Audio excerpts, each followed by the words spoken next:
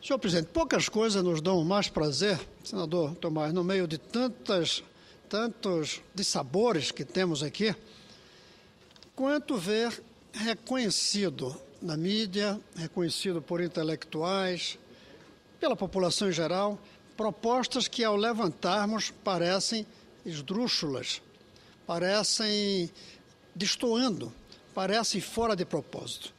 Nesses últimos 2 dias, 3 matérias, senadora Ana Amélia, me deram esse prazer de ver que uma ideia que vamos defendendo, de repente ela começa a crescer e ser aceita.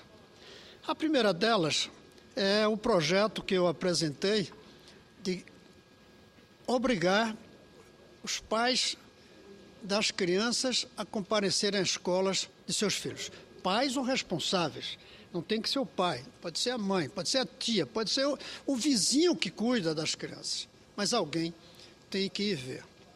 É certo que a reação que teve no meu projeto na Comissão de Educação não foi exatamente apenas ao fato. Ao contrário, todos vão de acordo de que deveria fazer.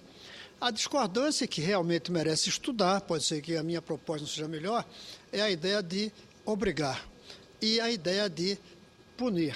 E a ideia de punir cobrando multa, como se cobra para quem não vai votar nas eleições.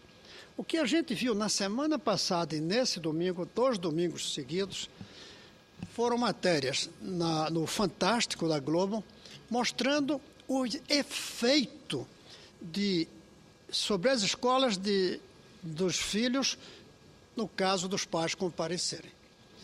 A Globo, com imagens claras, com entrevistas, mostrou como a presença dos responsáveis muda a cara e o funcionamento das escolas.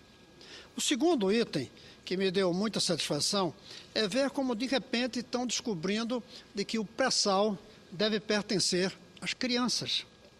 E faz anos que eu falo aqui que quando o Getúlio liderou a campanha do petróleo é nosso, aquele nosso não era nosso dos brasileiros de hoje, era nosso dos brasileiros do futuro. Até porque nós herdamos dos brasileiros do passado que não exploraram e não queimaram aquele petróleo, deixaram lá, ou porque não sabiam que havia, ou porque não havia ainda tecnologia. Mas o fato é que, durante os 5 séculos de nossa história, o petróleo ficou ali, e já estava há 200 milhões de anos, se calcula. Pois bem, nós não temos o direito de queimar esse petróleo. Esse petróleo tem que ser usado para construir o futuro. E fisicamente, não tem jeito de usar petróleo sem queimar. É a própria lógica do processo. É queimar depois de transformá-lo em algum dos produtos combustível. Mas o dinheiro é que não pode ser queimado. O dinheiro do petróleo, senador Mozarildo. E a sugestão que nós demos aqui, um projeto meu e do senador Tasso Gereissati, que lamentavelmente foi derrubado no plenário e arquivado na legislatura passada, era os recursos que vierem dos royalties, eles irão para um fundo. Eles não serão queimados como o petróleo. Queimamos o petróleo, mas não queimamos o dinheiro que o petróleo gera. Esses royalties irão, eu espero, para um fundo. Esse fundo gerará uma rentabilidade, terá uma rentabilidade. Ele será permanente. A rentabilidade a cada ano a gente gasta. E a proposta, o cerne, o principal, é que todo esse dinheiro seja gasto na educação das nossas crianças. O pré-sal pertence às crianças, não pertence a nós, os adultos. E a proposta que nós fizemos é de que o pré-sal, os recursos, sejam distribuídos proporcionalmente ao número de crianças na escola. A cidade que tiver mais crianças recebe mais. Não importa onde tiver essa cidade. O estado que tiver mais crianças recebe mais. E isso beneficiará muito o Rio de Janeiro, porque é o segundo estado com maior número de crianças na escola. Claro que a nossa proposta, minha e do senador Tasso, ela previa a manutenção dos contratos que atualmente estão vigentes. Seria para o pré-sal.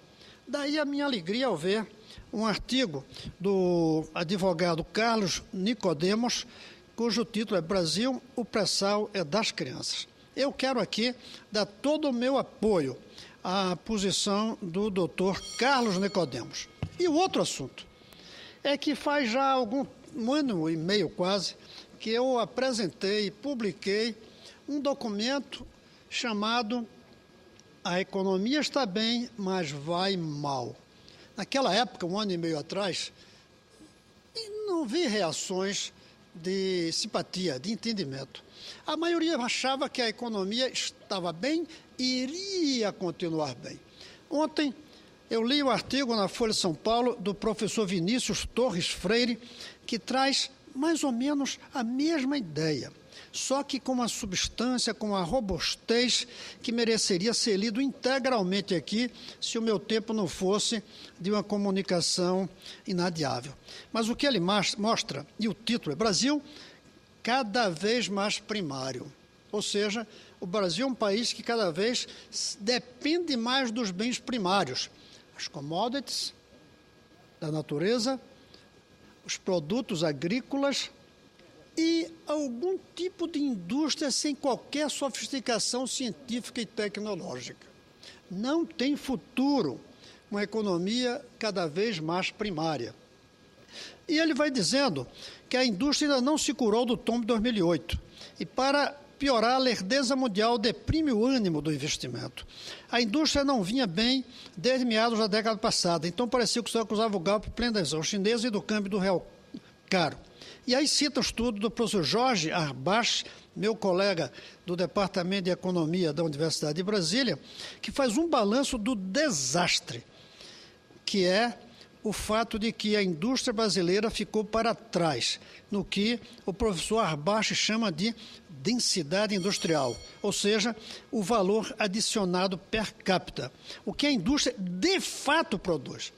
E olhe que o estudo não mostra ainda o que a indústria de fato cria, porque se colocasse o que é criado aqui, aí eu acho que nem primário nós seríamos, seria um país zerado em vez de primário. E no final, eu peço um minuto para concluir, senhor Bonzarildo, ele diz uma coisa interessante. O que é que estamos fazendo? Estamos fazendo um descontinho de imposto aqui e outro ali e um pouco de protecionismo. A presidente, palavras do professor Vinícius Torres Freire, a presidente mal fala de educação. O Ministério da Ciência e Tecnologia é marginal na administração brasileira. E ainda ficamos brincando de trenzinho bala. Esse é o último parágrafo, em que merece uma reflexão. E ele ainda não colocou, porque a notícia de hoje é que esse Ministério da Tecnologia, além de marginal, é moeda de troca para ver quem vai receber o Ministério, em troca de ter apoiado o candidato do Partido dos Trabalhadores na eleição de São Paulo, que é o que está nos jornais de hoje. Ou seja, o Ministério é usado como moeda de troca.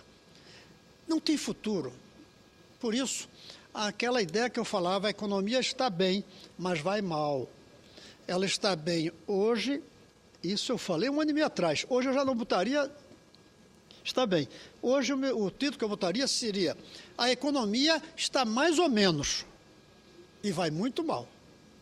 Porque não está cumprindo aquilo que são as bases de uma economia sólida, robusta para o futuro, que é produção de alta tecnologia, equilíbrio com a natureza e um conteúdo distributivo.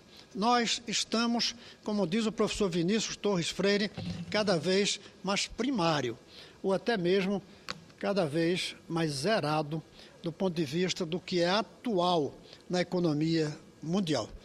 Eu lamento que as coisas isso que eu venho dizendo, vire notícia de um professor, porque eu preferia aqui falar que eu estava errado, mas não estava errado. A economia vai mal.